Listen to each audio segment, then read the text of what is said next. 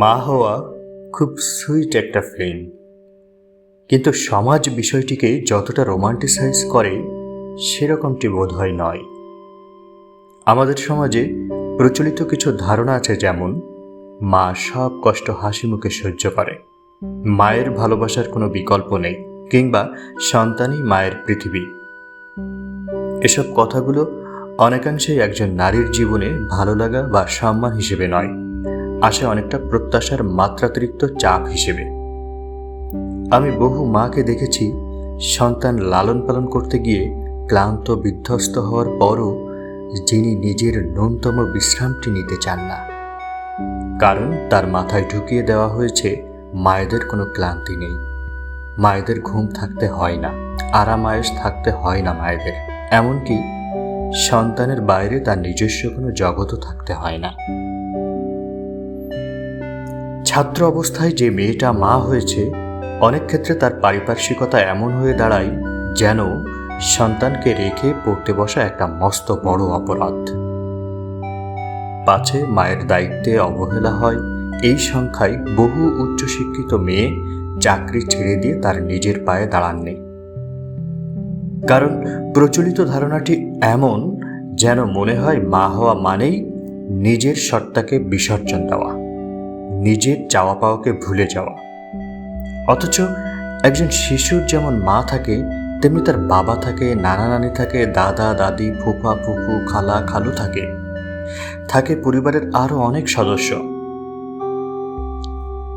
সেটা যদি নাও থাকে, সন্তানের বেসিক কেয়ারের জন্য হেল্পিং হ্যান্ড চাইলে ম্যানেজ করা যায়। আমি অনেক পয়সাওয়ালা মানুষকে দেখেছি যারা টাকা দিয়ে দুনিয়ার সকল প্রকার সেবা কিনলেও সন্তান দেখাশোনা করার জন্য ন্যানি কিনতে চান না, কারণ এখনো অনেকের ধারণা সন্তান পালনের দায়িত্ব মায়ের এবং কেবলমাত্র মায়ের। আমার মনে হয় আমাদের উচিত মা হওয়া বিষয়টিকে নায়িকাসুলভ গৌরব হিসেবে না দেখে মানবিকভাবে দেখা, এটিকে এত গ্লোরিফাইডভাবে উপস্থাপন না করে বাস্তবতা এবং সহানুভূতির চোখে দেখা। জগতের অনেকেই মা হতে চান, আবার অনেকেই চান না। অনেকের জন্য মা হওয়াটা জীবনের সেরা অনুভূতি, অনেকের কাছে মা হওয়া মানে কেবলমাত্র দায়িত্বের ভার। এই সব রকম নারীদের প্রত্যেকেই আলাদা আলাদা মানুষ, তারা প্রত্যেকেই তাদের নিজ নিজ অবস্থানে সঠিক এবং প্রত্যেকেই সমানভাবে সম্মানিত।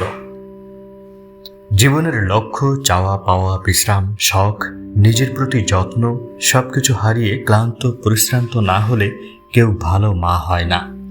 এটা খুব ভুল এবং অনেকটা টক্সিক চিন্তাভাবনা। এই চিন্তাভাবনা থেকে বের হয়ে কিভাবে একজন মাকে তার মায়ের দায়িত্ব পালনের পাশাপাশি তার দেখভালে এবং অন্যান্য কাজে সহায়তা করা যায়, সেই ভাবনাটা ভাবাই শ্রেয়। একজন মায়ের ভেতরকার সম্ভাবনাগুলোকে মেরে না ফেলে কি করে সেগুলোকে সযত্নে মেলে ধরা যায় সেদিকে মনোনিবেশ করা কিন্তু ঐচ্ছিক নয়, বরং খুব জরুরি একটা বিষয়। আমাদের ভুলে গেলে চলবে না, যিনি মা হন তিনি একজন রক্ত মাংসের সাধারণ মানুষ, কোনো মহান দেবী বা ফেরেশতা নন।